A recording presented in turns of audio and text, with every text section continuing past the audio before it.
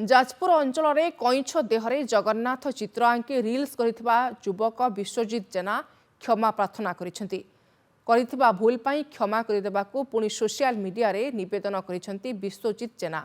आज विश्वजित और जड़े युवती गोटे कईछटी को दीर्घ समय धरी माड़ी बसी ता पिठी जगन्नाथ चित्र आंकी भिडियो को सोशल मीडिया रे भाइराल करथिले।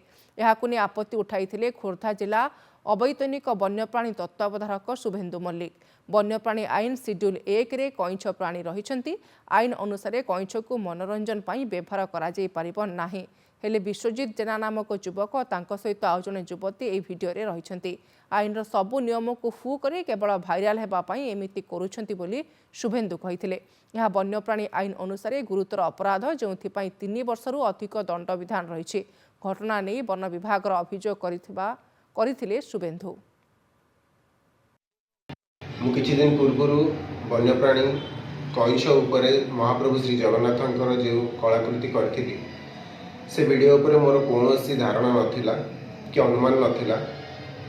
मु से वीडियो सोशल मीडिया रे इंस्पायर हेकि ही करथिली।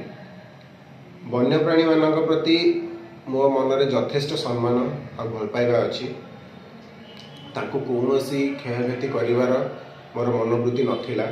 अजाणत मु जो भूलटी करिछि ताको मु स्वीकार करुछि और तापई मध्य मु क्षमा प्रार्थना भी करुछि। एमिति भूल जीवन रे केबे भी करिबि नाही। मु भी कथा दउछि आ एमिति भूल केबे भी हबो नाही।